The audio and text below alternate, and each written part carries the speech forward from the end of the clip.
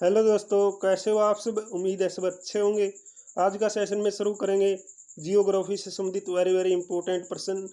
ये सेशन रहेंगे हमारे एमसीक्यू क्वेश्चनों की सीरीज पर। तो ये आज का हमारा फर्स्ट सेशन है। आज के सेशन में करेंगे भारत की स्थिति और विस्तार से संबंधित क्वेश्चन डिस्कस, जैसे हमने किए थे पॉलिटी के अंदर very very important MCQ question, वैसे ही सीरीज रहेगी भूगोल के अंदर। तो लास्ट तक आप सेशन देखिएगा। अगर आप फर्स्ट टाइम चैनल पर आए हैं तो चैनल को जरूर सब्सक्राइब कीजिएगा। ये सभी प्रश्न अति महत्वपूर्ण हैं जो आपसे कई बार एग्जाम में पूछे गए हैं और नेक्स्ट एग्जाम में भी यहाँ से प्रश्न पूछ सकते हैं। तो आज के सेशन का फर्स्ट प्रश्न है, भारत का प्रमाणिक समय उस स्थान का स्थानीय समय है जो स्थित है। तो भारत का प्रमाणिक समय उस स्थान का क्या है, स्थानीय समय है जो स्थित है भोपाल के समीप है, इलाहाबाद के समीप, कोलकाता के समीप या दिल्ली के समीप। तो आपने बताना है भारत का प्रमाणिक समय उस स्थान का स्थानीय समय है जो स्थित है किसके नज़दीक है, भोपाल के समय है या इलाहाबाद के समीप है या फिर कोलकाता के समीप या दिल्ली के समीप। तो बताना आपने कमेंट बॉक्स के अंदर। भारत का प्रमाणिक समय उस स्थान का जो स्थानीय समय है जो स्थित है भोपाल के समीप या इलाहाबाद के समीप, कोलकाता के समीप, दिल्ली के समीप। 4 ऑप्शन है और कई बार मैं ये क्वेश्चन पढ़ भी रहा हूँ। तो बता दीजिएगा इसका राइट आंसर क्या आता है। इसका राइट आंसर हम चेक करेंगे तो आएगा इलाहाबाद के समीप। इलाहाबाद के नज़दीक है भाई भारत का प्रमाणिक जो समय है। कौन से स्थान के नज़दीक है, स्थानीय स्थान कौन सा है, इलाहाबाद के समीप, इलाहाबाद के नज़दीक, ठीक है ना। तो नेक्स्ट प्रश्न आता है, कर्क रेखा भारत के कितने राज्यों से होकर गुजरेगी। कर्क रेखा भारत के कितने राज्यों से होकर गुजरती है, 8, 7, 6, 5।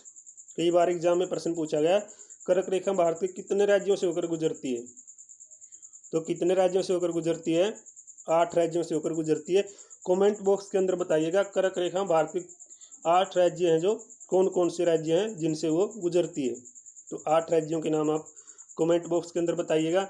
नेक्स्ट प्रश्न आता है, भारतीय मानक समय आधारित है। तो भारतीय मानक समय किस पर आधारित है, 82 डिग्री से 30 डिग्री पश्चिमी देशांतर पर, 82 डिग्री से 30 डिग्री पूर्व देशांतर पर, 80 डिग्री पश्चिमी देशांतर पर या 80 डिग्री पूर्व देशांतर पर। तो भारतीय मानक समय है किस पर आधारित रहेगा, इसका आंसर हम चेक करते हैं।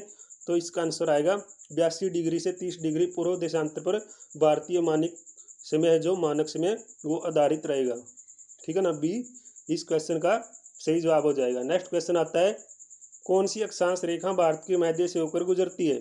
तो कौन सी वो रेखा है जो भारत के मध्य से होकर गुजरेगी, अक्षांश रेखा, आकर्टिक रेखा या विषुवत रेखा या मकर रेखा या कर्क रेखा। तो जवाब दीजिएगा राइट आंसर क्या आता है इस क्वेश्चन का। इस क्वेश्चन का राइट आंसर आएगा कर्क रेखा। कौन सी अक्षांश रेखा है जो भारत के मध्य से होकर गुजरती है, मध्य मतलब बीच से होकर गुजरेगी, तो कर्क रेखा होकर गुजरेगी। नेक्स्ट क्वेश्चन है, भारत की मुख्य भूमि की दक्षिणी सीमा। तो भारत की मुख्य भूमि की दक्षिणी सीमा है 6 डिग्री से 8 डिग्री उत्तरी अक्षांश, 8 डिग्री से 4 डिग्री उत्तरी अक्षांश या फिर 7 डिग्री से 4 उत्तरी अक्षांश या 6 डिग्री से 4 डिग्री उत्तरी अक्षांश। बता दीजिएगा भारत की जो मुख्य सीमा की दक्षिणी सीमा है वो कौन सी अक्षांश पर है, बताना आपने।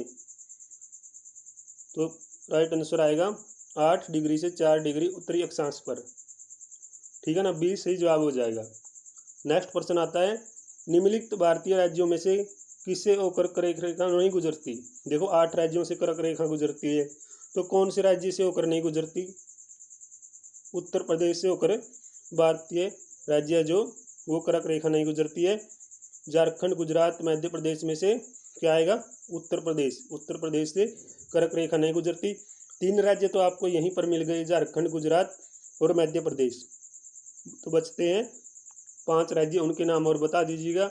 नेक्स्ट आता है, सर्वप्रथम इंडिया शब्द का प्रयोग भारत के लिए किस भाषा में किया गया।